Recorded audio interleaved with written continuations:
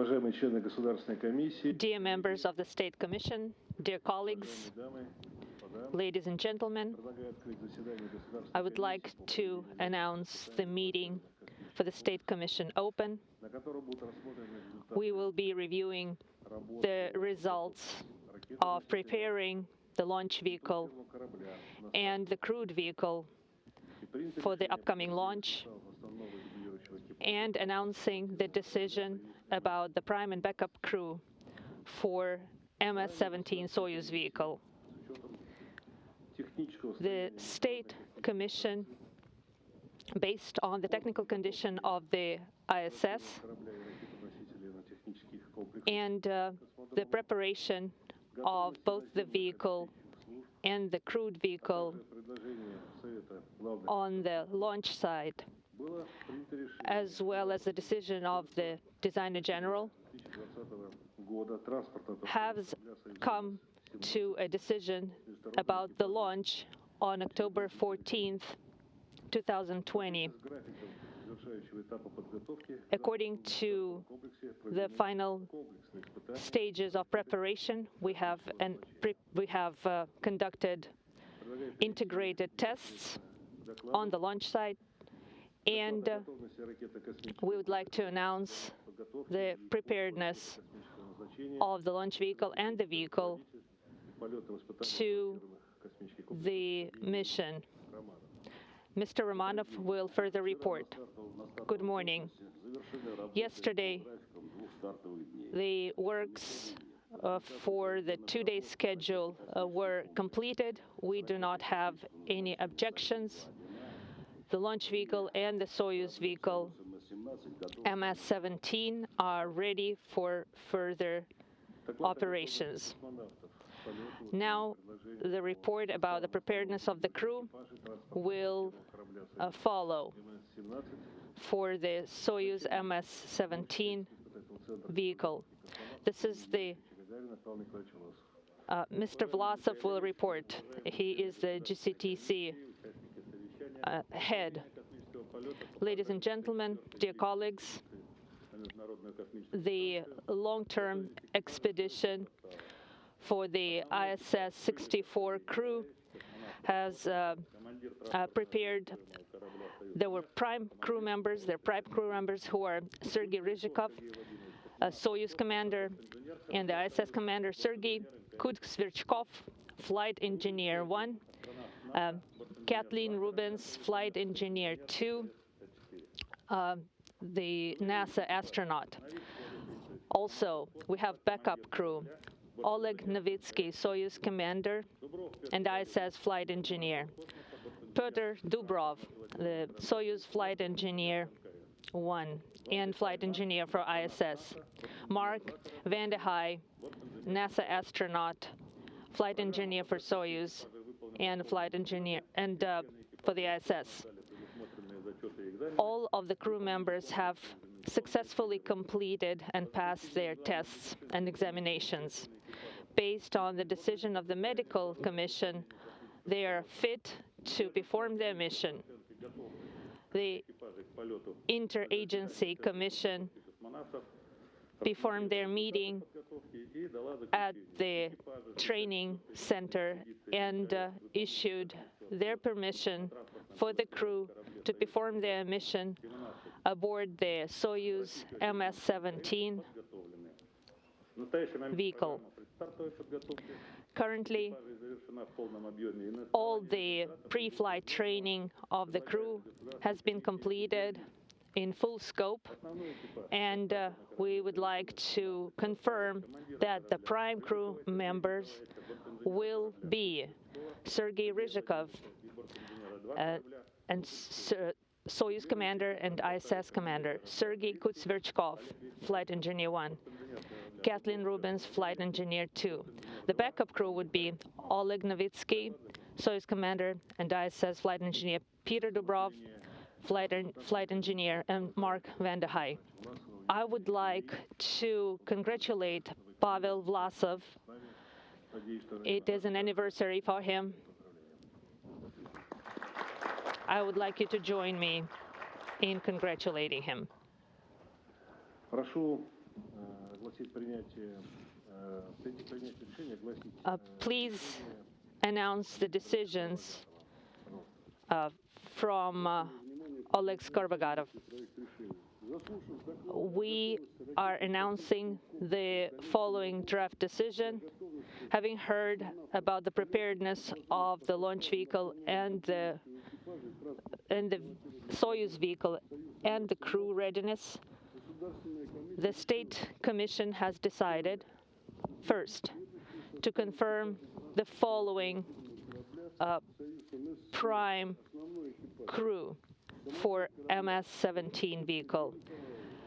Soyuz commander, Roscosmos cosmonaut Sergey Ryzhikov, Sergey Kutsverchkov, flight engineer 1, a Roscosmos cosmonaut, Kathleen Rubens, NASA astronaut, flight engineer 2. The backup crew is Oleg Novitsky, Soyuz commander,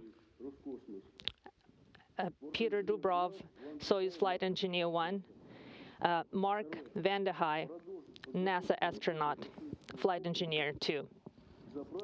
Second, we are continuing with preparation for launch and filling the launch vehicle. I would like to ask other members of Commission if there are any dissenting opinions, any objections. Hearing none, we would like to approve the decision of the State Commission. Now let's proceed with statements from our colleagues. First, we would like to start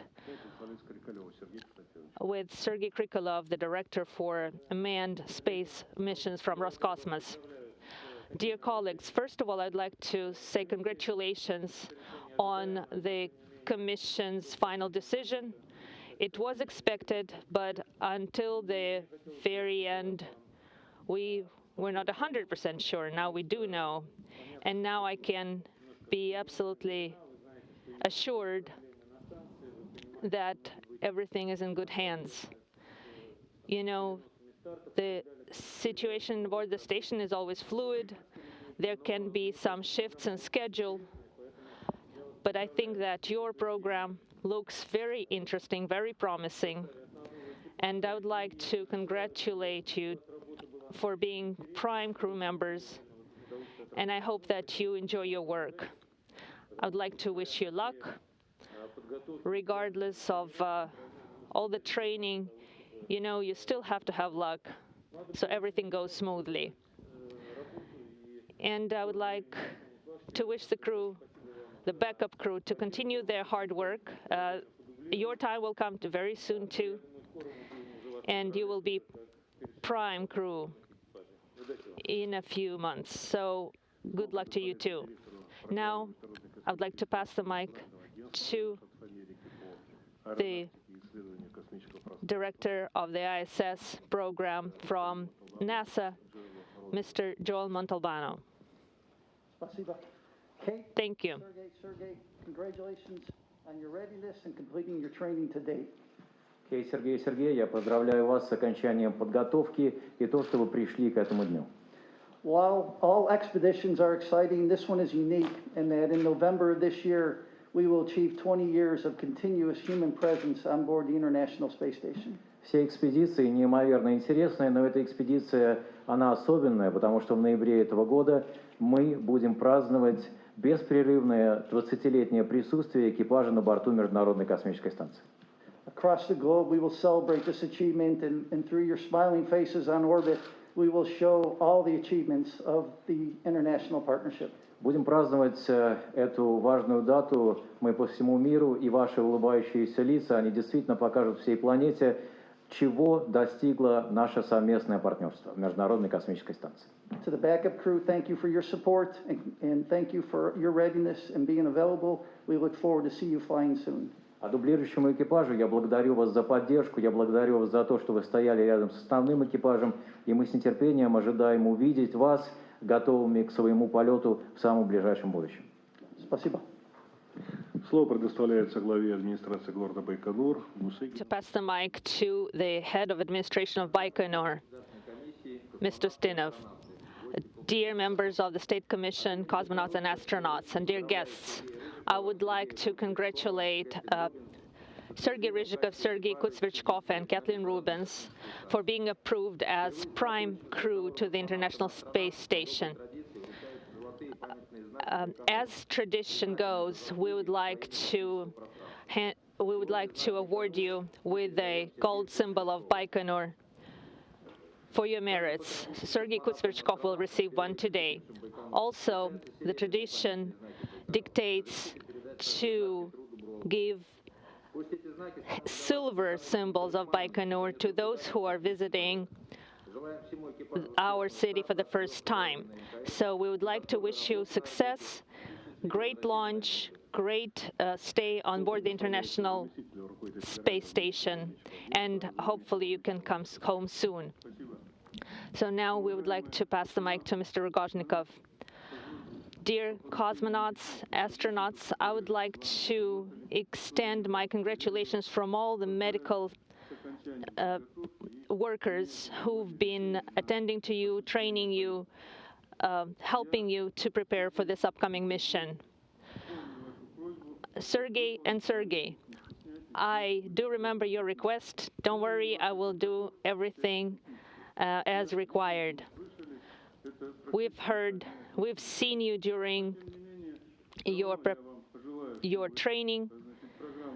We would like to wish you as few contingencies as possible. As for the backup crew, you have fulfilled your mission and your tasks successfully. Also, all the best to you. Great happiness, great health, and goodbye for now. Now, the word goes to Sergey Nikolaevich Ryzhikov, Soyuz commander. Dear crew members, dear State Commission members, I would like to thank you for the trust that you have placed in me, and we are ready to do everything we have to and more. I would like to also extend my greetings to those who are celebrating anniversary today. And we would like to announce that we're ready for the mission.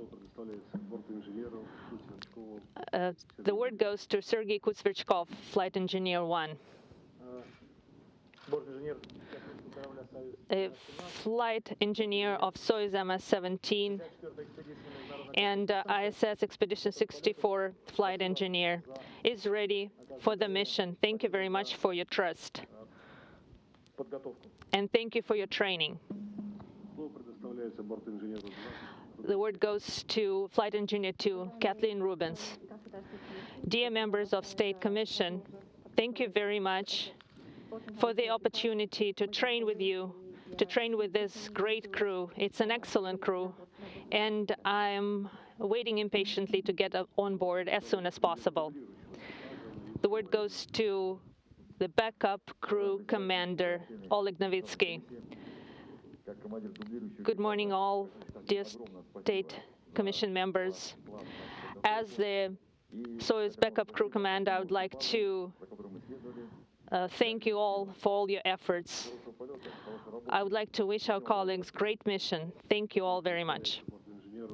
The word goes to Flight Engineer Peter Dubrov. Dear Chair, dear members of the State Commission, this is a tremendous honor to be backup crew to such trained, proficient crew. We tried to do all we could. Thank you very much for training us in such a difficult time. The word goes to Mark Vanderhei, Flight Engineer 2. Dear members of State Commission, dear representatives, it is a special honor to be the member of this crew. This is a huge team, and it's a great team. Thank you very much. Dear Sergey Nikolaevich and Sergey Vladimirovich, on behalf of the State Commission, I would like to extend my congratulations to you for being approved as prime crew members for Soyuz MS-17 that will take you to the International Space Station. I would like to agree with Sergey Krikala that it is not a very difficult, not a very easy situation that we are facing now. The epidemiologic situation is complex. It required special measures and special methods for us to prepare you for the mission. So especially this June and July, we experienced some very difficult times. Another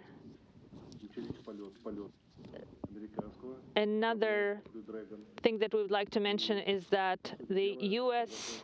Crew Dragon missions have started, and those test flights will continue, and they will be going together with the Soyuz vehicle missions. So next year we are planning to send a MLM module, the laboratory module, and dock it to the station. So we will have to do a lot in order to prepare for something that we haven't done in about 20 years now, outfitting the station with very complex and large structures. This time will not be easy. It will be challenging, but I know you personally. I know that you are exceptionally well prepared, and I would like to wish you a successful mission, successful completion of your flight plan, and happy return back to Earth after you've completed your mission. The meeting of the State Commission is closed. Thank you all.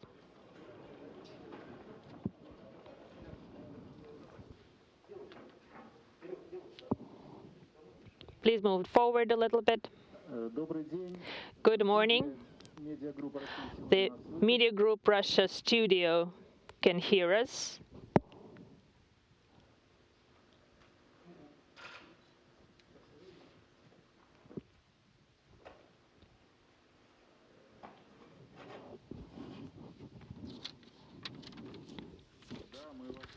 Yes, we can hear you and we can see you. We are very glad to hear you.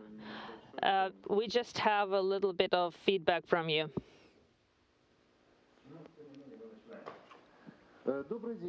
Good morning.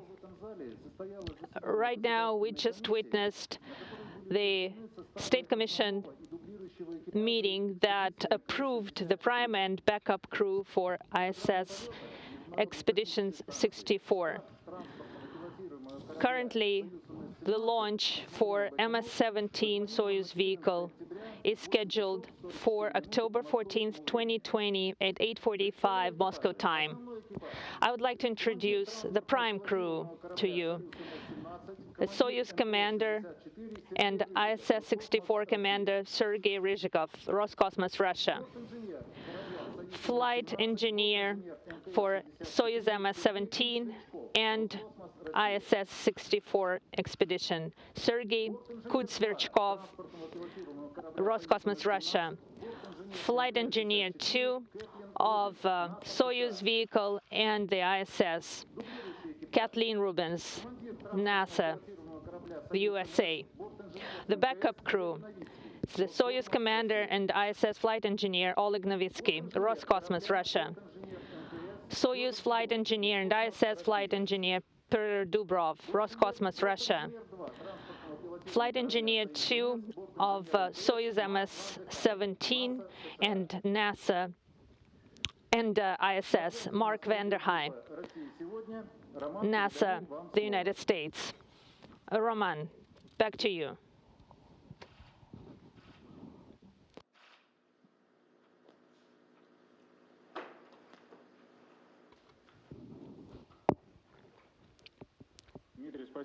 Dmitry, thank you very much. We are glad to see everyone. Thank you for giving us time to talk to you.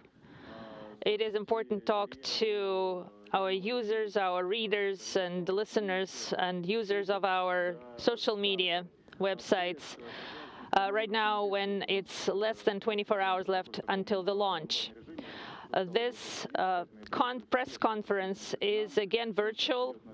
It has become somehow a tradition. I would like to say thank you and hi to all the users of social networks, especially Instagram. And Arca Media will traditionally ask the first question. The question goes to Sergey Ryzhikov. Sergey, this will be a short rendezvous profile, the 2-orbit rendezvous. Have you gone through any specific training to prepare for this short duration flight to the ISS? Well, we have actually experienced some challenges just listening to your question. It's a complex question. This 2-orbit rendezvous has been modeled for quite a while now. It has been tested with Progress vehicle. There are crew procedures in place. The crew has trained extensively together in order to avoid additional challenges and complications. We are quite sure we are ready, and we will be reaching the station a lot sooner than we have reached Baikonur from coming out from Moscow.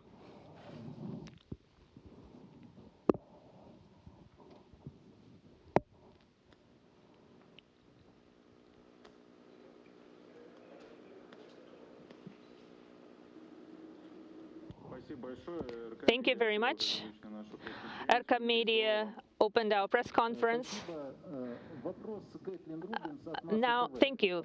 From STV, question for Kathleen Rubens. On the International Space Station, timing-wise, coming just 2 weeks before the first operational commercial crew arrives on SpaceX Crew Dragon, and at the time of the 20th anniversary of the permanent human occupancy of the station. Кейт, скажите, пожалуйста, насколько значительным является ваше прибытие на Международную космическую станцию с точки зрения времени? Вы прилетаете всего за 2 недели до прибытия первого коммерческого экипажа на корабле Dragon от SpaceX, и также в этом году мы празднуем 20-летнюю годовщину постоянного пребывания человека на станции. Thank you. We don't get to choose our launch date or what occurs on station, but certainly I feel very lucky to be on station at the same time both of these incredible events are taking place. 20 years anniversary of continuous human presence in space is going to be quite an event, and I think all three of us look forward to being there during that time. Да, я, конечно, не могу выбирать ни дату нашего старта, ни какое событие полететь на станцию. Однако я уверена, что эти два события, которые мы имеем честь встретить на станции, пройдут великолепно и для нас, поскольку все-таки это знаменательные даты. Так что все трое будем очень сильно ждать этих событий. Kate, and the next question.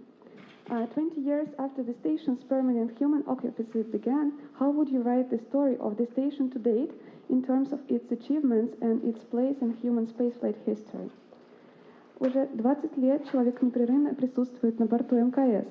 Как бы вы описали станцию на сегодняшний день с точки зрения достижений и также ее место в истории пилотируемых космических полетов? I think the International Space Station is one of the most incredible engineering achievements in human history, and certainly it ranks very high in our list of spaceflight achievements. It's quite a marvel to see such a giant machine that was built entirely by humans and flown off the surface of the Earth still persists in space 20 years later. МКС является одним из самых больших достижений человечества. Я думаю, оно занимает высокие строчки в списке этих достижений. Это действительно чудо наблюдать, как эта огромная машина, которая была построена руками людей, до сих пор летает уже 20 лет в космосе. Thank you, Kate. I'd like to pass the mic to Moscow. Roman.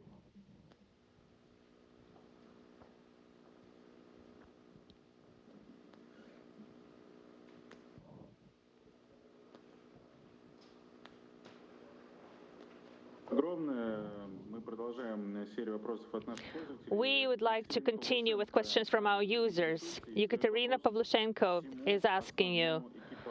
She's actually asking the entire Prime crew. Are you bringing any new equipment in order to pinpoint the leak in the Zvezda module and further on help with the leak detection on board the ISS? Who is ready to answer? Well, let me try to answer the second part of your question. There are no entirely leak-tight objects or machines. Leaks occurred in the past and they will occur in the future. It does not impact the safety of the crew or the operations on board the station. Currently, the hardware that we have on board and the procedures that we have allowed us to pinpoint the compartment where the leak is located. We are bringing hardware with us that would be allowing us to pinpoint the leak. I will not be going into technical details of this hardware. We also will bring the special sealant material that would help us to isolate the leak. And that material will be actually launched on the cargo vehicle, and it will help us to ensure the nominal pressure on board the ISS.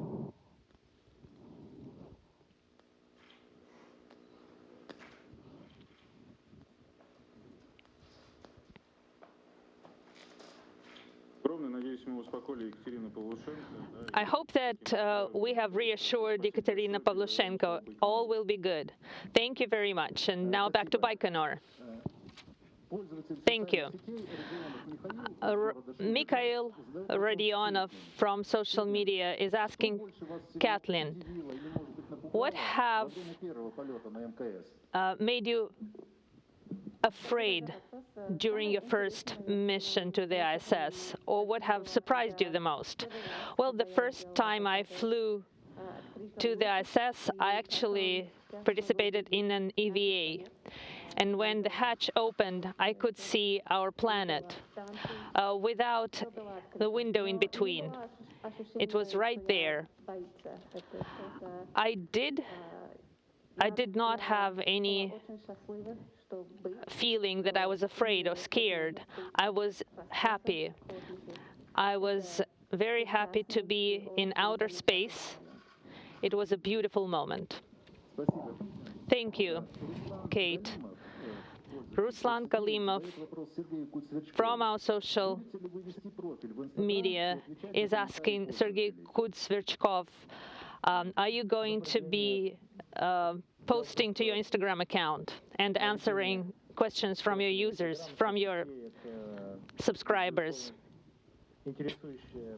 Well, social media is a very interesting area. However, the main thing that we do aboard the station is technical experiments, science experiments. So if I have some spare time to browse over social media, I will be updating my profile. I will be giving you more information about what we are doing on board the station, and I hope to make it interesting. Thank you very much.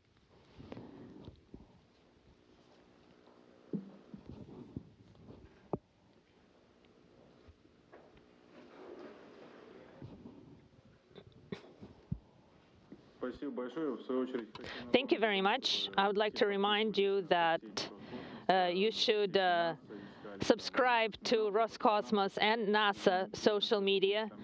You can look up astronauts and cosmonauts and ask them questions.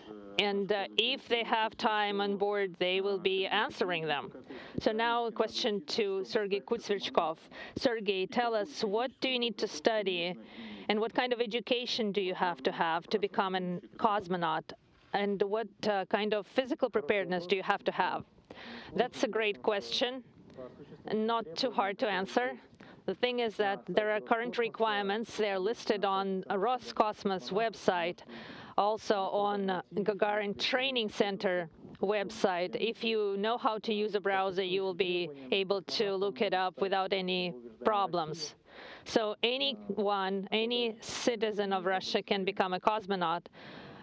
They have to have special knowledge in engineering, in natural sciences, physics, chemistry. They can have medical education in certain areas of medicine. Also pilots, military pilots or civil pilots can also apply and become cosmonauts. Like I said, all the requirements are listed on Roscosmos website. They're easy to look up.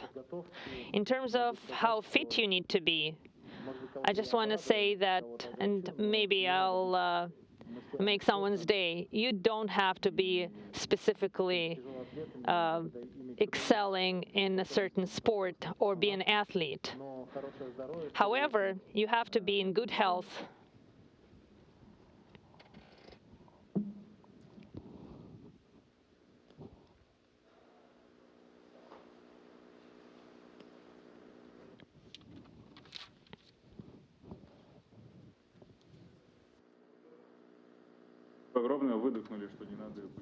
So everyone is so relieved that they don't have to be athletes or professional athletes. Well, another question to Sergey Nikolaevich. Do you have to have any flight experience, either military or civilian? Is it a necessary requirement? Thank you for the good question. You don't have to have any experience in flying military or civilian airplanes. However, our experience of over 50 years shows that aviation is a cradle of cosmonautics, and it continues to be such. Both Russia and our international partners pay special attention to flight preparedness, and most of cosmonauts and astronauts have flight experience. And those who don't go through special training and try to acquire piloting skills and certain certificates. They also maintain those skills during their training. So obviously there are lots and lots of things in common, and preparation for a mission is always linked to piloting. It allows you to prepare successfully for your upcoming space mission.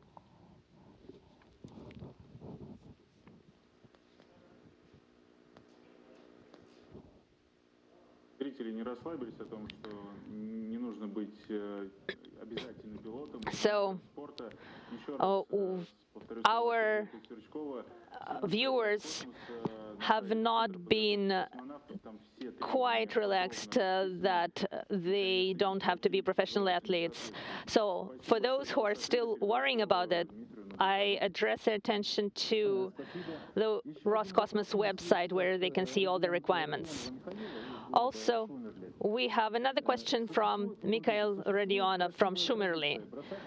There is a beautiful tradition to throw a coin into the sea to come back. Do you guys have a similar tradition to go back to space? This was the question for the Prime crew. No, we don't have such a tradition. everyone determines for themselves what kind of tradition to establish. And when we depart the station after a long duration mission, we obviously dream of coming back one day. We don't throw any objects, nothing for good luck. But we have it in our thoughts and dreams, and it is very important for us to perform our jobs in an excellent way to be able to come back. I have another question from social media. There is an opinion that all cosmonauts have wanted to become cosmonauts from the time of their childhood. Is that your case, or did you want to be someone else? I did not want to become a cosmonaut when I was a kid. I'll be honest with you. That dream came to me later. I dreamt of other professions when I was a kid, and they were not less heroic. A rescue worker, or a military spy. I thought those were very cool professions, very heroic ones. Later on, when I became an engineer, I realized that being a cosmonaut is probably one of the most, if not the most interesting professions. I'd like to dovetail Sergey. When I was a child, I liked many different areas of human activity, and I've seen a lot of movies, read lots of books, and I had many dreams and aspirations. But being a pilot was my main desire. And I could not even dream about becoming a cosmonaut. It seemed so distant. However, I got an opportunity to apply and to try myself, and I did it. I had a dream to become an astronaut. But I also wanted to become a biologist and geologist, as well as an astronaut. So I thought, let me fly once, and then I will see what I can do to become a geologist. All right, thank you very much. Roman, questions from you.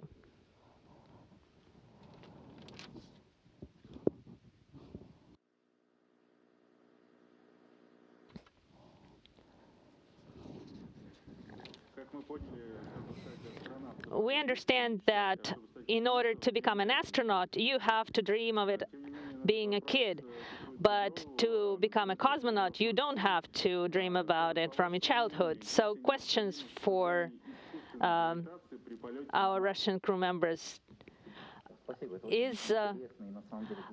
Do you have to have artificial gravity in order to fly to Mars? Well, being in microgravity, in weightlessness, is one of the factors that impacts crew health during mission. And it is especially a big factor during long duration missions. But technically, it's very difficult to have artificial gravitation. It is possible, but extremely challenging to do this. So building such a vehicle and launching it into orbit is a huge challenge. So specialists have started thinking about how to mitigate the weightlessness impacts or do something special on board to prevent negative impacts. So they have devised a special program, and they've been improving it, of how the crew on board can deal with this issue. There are special devices for physical training. It both on the Russian segment and on the US segment, and it helps to train the crew and to keep crew members fit and to keep their performance at an optimal level. Right now, we are running an experiment called Constellation, and several cosmonauts, including myself and Sergey will participate as well. And one of the goals of this experiment is that in the first few days, cosmonauts will be tested on what they can do in the first few days after landing on Mars. So the second or third day after landing, specialists give cosmonauts a number of tasks to perform in order to evaluate how well they would be able to do that on Mars and to mitigate the adverse effects of weightlessness. However, we can reach Mars without artificial gravity, that's for sure.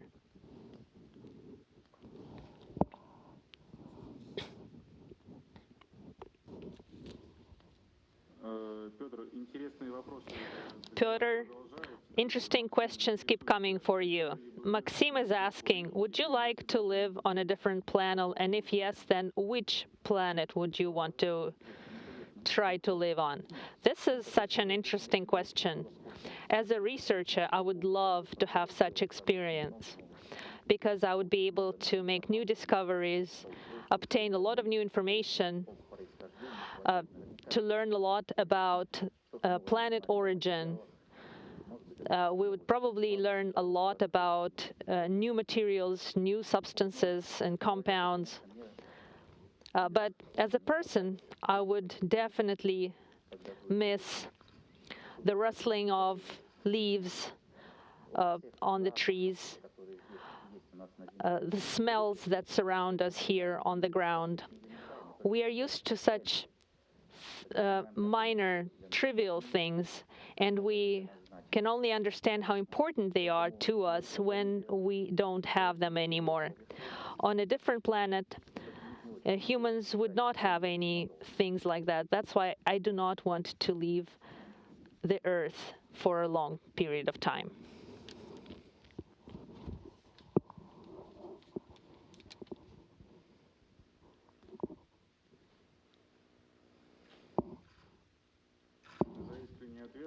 Thank you very much for your sincere answers. As you can see, our cosmonauts are quite romantic.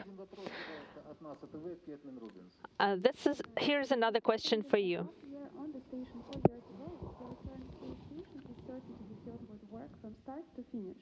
With all of this experience under your belt, what do you look forward to the most on your second flight? Кейт, 4 года назад вы провели полгода на станции, а теперь возвращаетесь обратно, и ваш график обещает быть очень плотным. Имея за плечами весь свой опыт, скажите, чего вы больше всего ждете от своего второго полета? Personally, I'm looking forward to seeing the side of the Earth again. It's an incredible sight. It's glowing.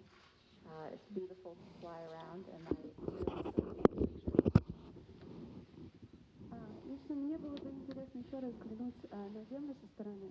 Она прекрасна, она сияет, и особенно красиво летать вокруг нее, делая фотографии. And professionally, I'm looking forward to a lot of the experiments that we have planned for this expedition. We're planning to try some really interesting things like bioprinting tissues and growing cells in space, and of course, continuing our work on sequencing DNA. С точки зрения профессионала, я с нетерпением жду проведения экспериментов, которые запланированы на нашу миссию. Они будут разные, в том числе и биопринтер, где мы будем пытаться воспроизвести ткани, выращивание клеток, а также продолжение моего эксперимента по секвенированию ДНК. Thank you, Katie. Our social media users would like to ask Mark Vanderhei a question.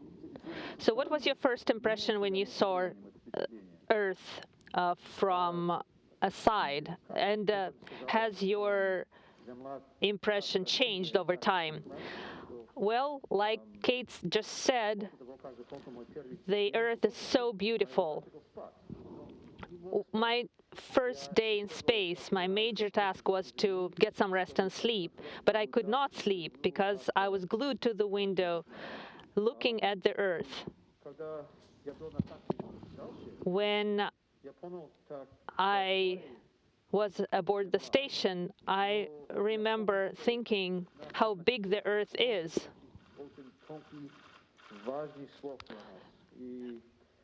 And it's such an important site. That layer of atmosphere. I had a sense of wanting to protect that layer of atmosphere. Да, чувство защиты вот этой атмосферы, вот этого слоя. Спасибо за вопрос. Thank you for your question. Спасибо за интересный ответ. And thank you for your interesting answer, Mark. Roman, there's another question coming from Moscow.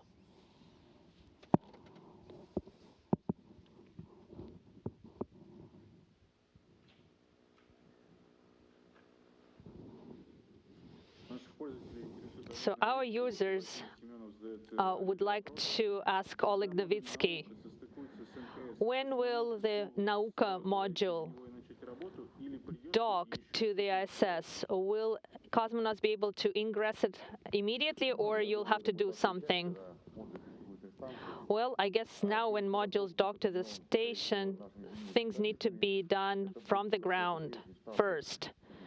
There will be a series of regular operations, such as air sampling and leak checks and so on and so forth. But we will be very happy to use this new volume for the benefit of the station, and we'll be working in it.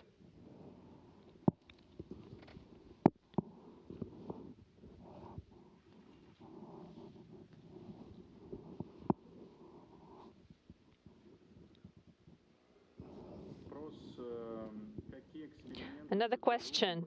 What kind of ultrasound experiments were performed in space? I myself personally have not participated in any ultrasound experiments, but I know there is equipment on the ISS that can be used to locate leaks, but I myself did not participate in any ultrasound experiments.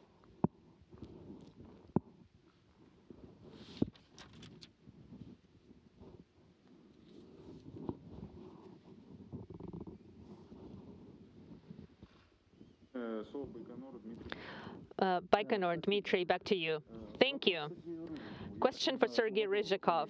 I understand it's coming from our young generation. When you see a shooting star, do you wish on it? Well, I believe not only cosmonauts are dreamers, but also our young generation. And we wish them reach the station in the future, maybe a new generation of space stations altogether, and then they will see for themselves whether they want to wish on a star, on a shooting star, or not.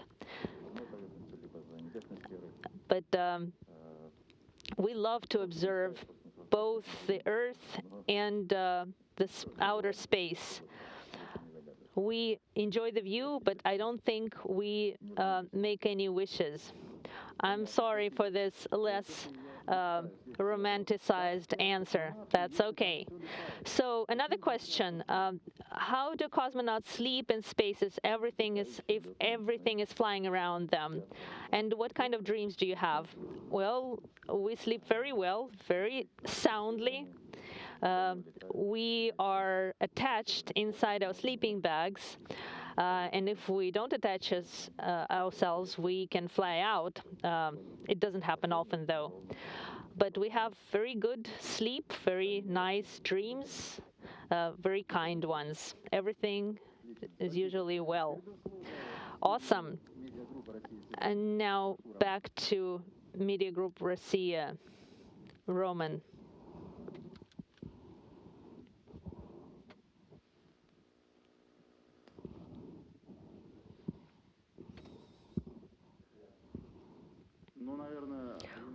Well, one of the most pressing questions and one of the most popular ones. It's a question for Katie. If one of you has a fever, what would you do? And if one of you develops a coronavirus symptoms, what would you do? Well, if we have a fever, if we see that someone's temperature rose, we can communicate with our flight surgeons on the ground. We also have lots of medical equipment on board. We have ultrasound equipment. We can do blood check, urine analysis, and so on and so forth. Regarding coronavirus, I'm sure we don't have it on board. We've had very strong and strict quarantine. We were in the Star City for 2 weeks, quarantined. Then we were at Baikonur for 17 days, quarantine as well. We constantly use masks. Anybody we communicate with use masks. And we did the PTR, we did the antibody tests, and we did them multiple times. So we have very good safety protocol in place.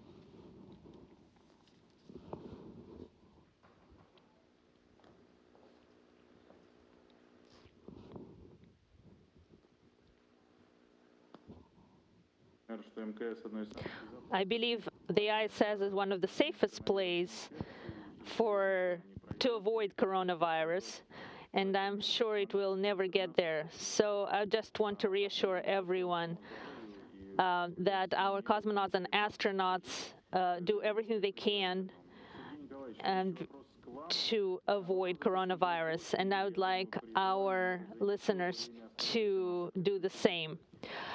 We have another philosophical question. Do you change your outlook on life when you're in space? And what kind of feelings do you have? This is a very deep question indeed. And we think about life and the meaning of life, both in space and on the ground.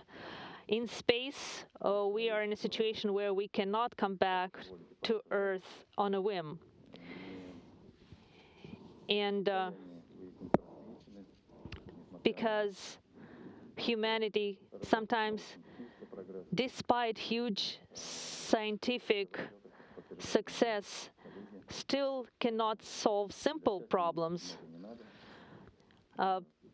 But also, humanity does not need too much to be happy. We have a beautiful planet. It is very beautiful.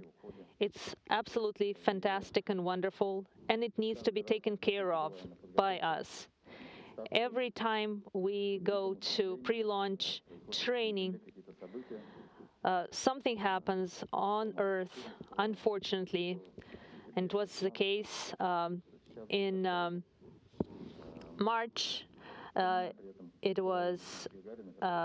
It's happening now in the Caucasus. Some bad things happen, and we need to save this beauty. We need to make sure we don't have those issues. We don't want to kill this beauty and destroy it.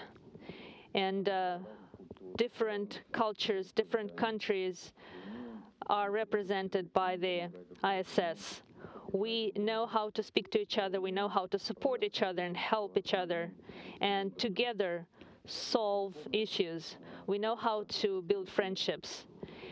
And from the bottom of my heart, I would like to wish that this example helps promote friendship and love on our planet.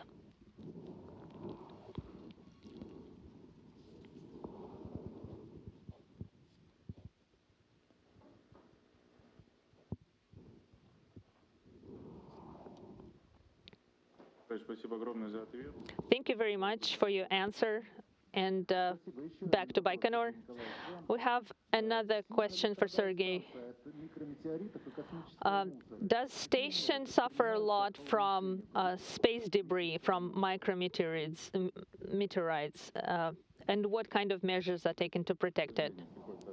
Well, unfortunately, yes, we must say that space debris amount is only growing.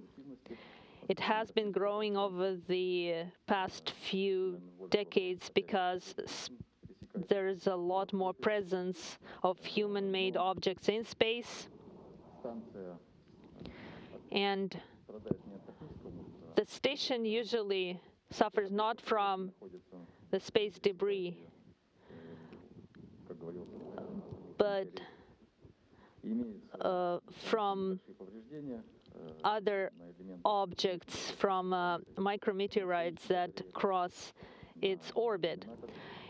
We do have some micro damage on the surface of the ISS, both on the windows and on other surfaces.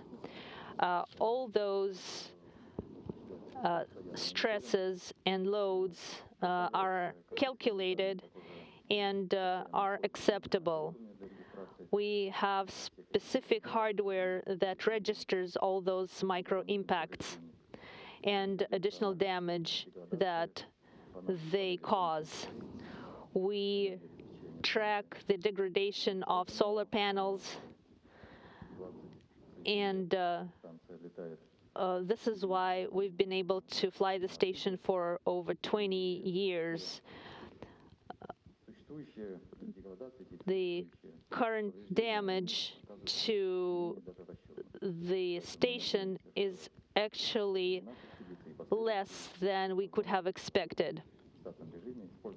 So our expedition will also be working on this unique man-made object in space. Thank you very much for your answers, Roman. Unfortunately, we are coming to the end of our press conference. So for the concluding questions, back to you.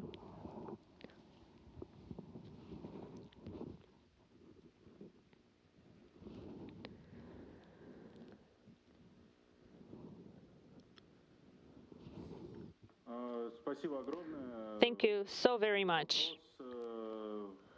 Here's a question for Sergey Ryzhikov. Many people are interested in day-to-day things. What is your favorite thing to do on the ISS, and how do you spend your free time there? Well, I guess I have the mic more than other crew members, but I'm pretty sure that others will confirm what I'm saying. When we are aboard the station, we want to be as efficient as possible. That's why our free time is used to obtain new information, more information about the station, about the surface of our planet. And the more pictures and videos we take, the more useful we will be. It will be a lot more beneficial for the program and for other objectives. So our desires and our reality not always coincide. So my favorite pastime aboard the ISS is to observe the Earth and celestial bodies.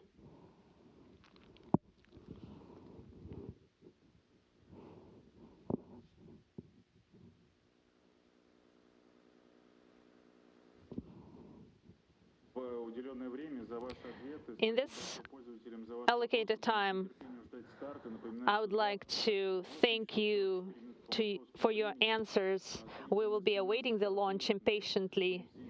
Tomorrow at 8:45 Moscow time, your launch vehicle will be launching. We will be looking forward to your mission. We will be tracking your success. Sergey Kutsverchkov showed you the crocheted cosmonaut. If you don't know what it is, please look up our previous video. And thank you so very much. Good luck. Thank you, dear friends. I would like you to remain here for our traditional picture taking. And thank you again for your most interesting answers. Thank you all.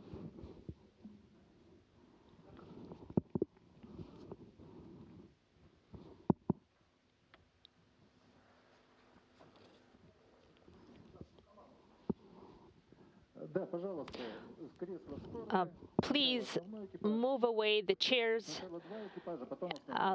Let us take pictures of both crews together first, and then it will be just the first prime crew.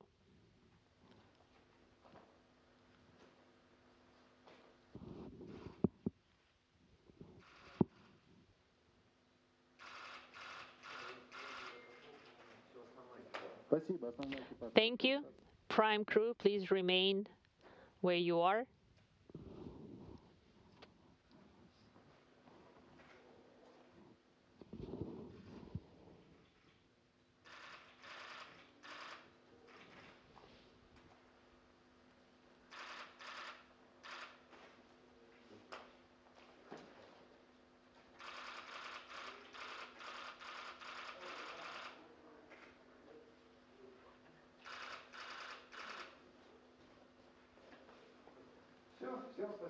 All right, thank you all.